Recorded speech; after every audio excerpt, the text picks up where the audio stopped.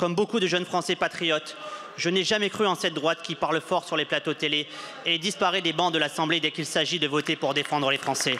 Nouveau décryptage. Comme d'habitude, d'abord l'extrait en entier, puis une vérification des faits, des mensonges, des chiffres, etc. par la suite. Bon visionnage.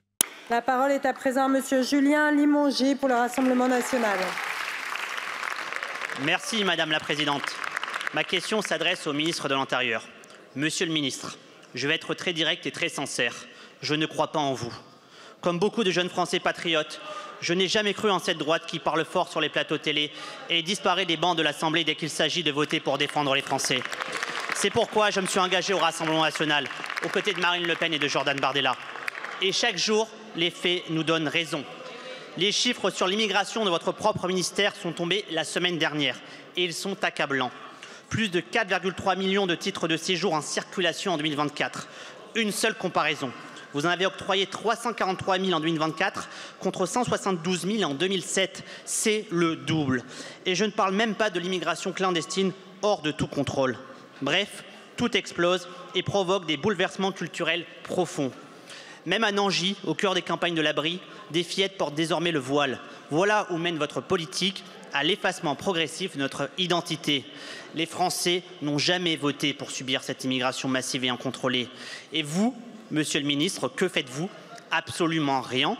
Votre fameuse réponse graduée face au régime d'Alger, inexistante, et c'est Boualem Sansal qui en paye aujourd'hui le prix.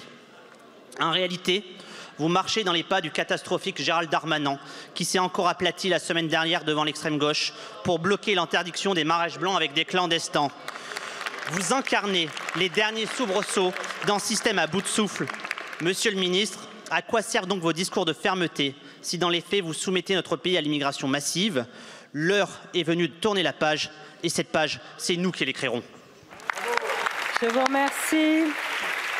La parole est à monsieur Bruno Retailleau, ministre de l'Intérieur.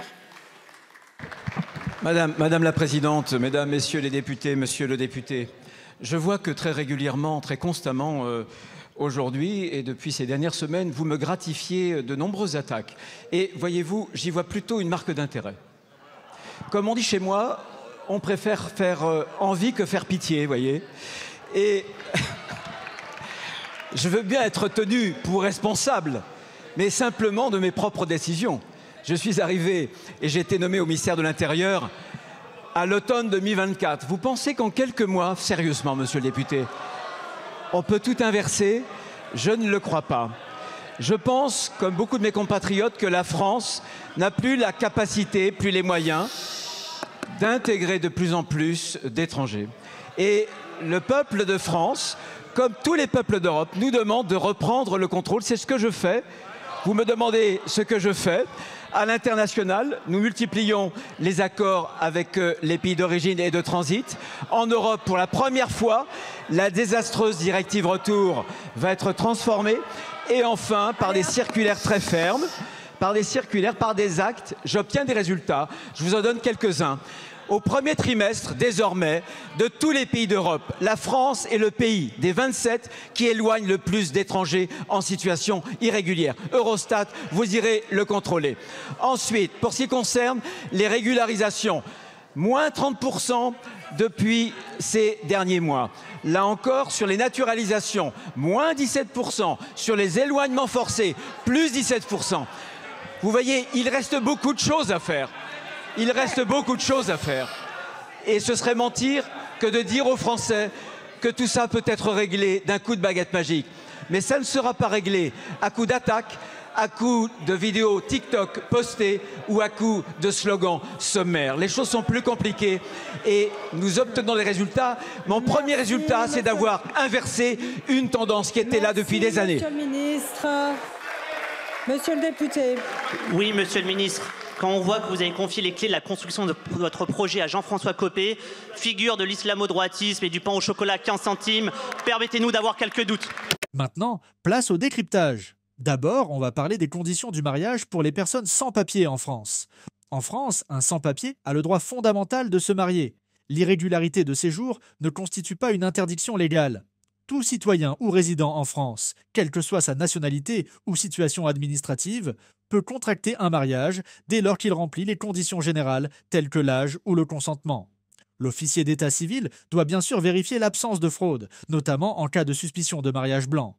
Et en cas de doute, il peut saisir le procureur de la République. Toutefois, un maire ne peut refuser de procéder à un mariage uniquement sur la base du séjour irrégulier. Ces contrôles ont pour but de détecter les mariages frauduleux, mais ne peuvent empêcher une union légitime. En pratique, les personnes sans papier doivent fournir des pièces d'identité, comme un passeport étranger, et parfois un justificatif de domicile. L'absence de titre de séjour ne fait pas obstacle à la validation de l'union par l'état civil. Une fois le mariage célébré, l'épouse étranger peut engager une demande de régularisation de son séjour au titre de la vie privée et familiale. Maintenant, on va parler du rôle des circulaires dans la hiérarchie des normes et de leur pouvoir contraignant. Les circulaires administratives n'ont pas de valeur supérieure à la loi ou au règlement. Leur rôle est d'orienter l'application des textes existants par les administrations, notamment les préfectures ou les tribunaux. Ainsi, une circulaire peut préciser des conditions pratiques d'application, comme le faisait la circulaire Valls, qui encadrait les critères de régularisation des sans-papiers. Cette circulaire a été abrogée en janvier 2025 et remplacée par une version plus stricte imposant des conditions renforcées, telles qu'une présence minimale de 3 ans dans un métier en tension ou 7 ans de résidence sans interruption. Mais une circulaire ne peut pas créer de règles nouvelles ou interdire ce que la loi permet. Par exemple, elle ne peut interdire à une personne sans papier de se marier, sauf si une telle interdiction est prévue par la loi. Or, en France, aucune disposition légale n'interdit le mariage en cas de séjour irrégulier. Et même si elle l'était, elle pourrait être jugée inconstitutionnelle. Enfin, on va parler du projet de Bruno Retailleau, confié à Jean-François Copé, en 2025.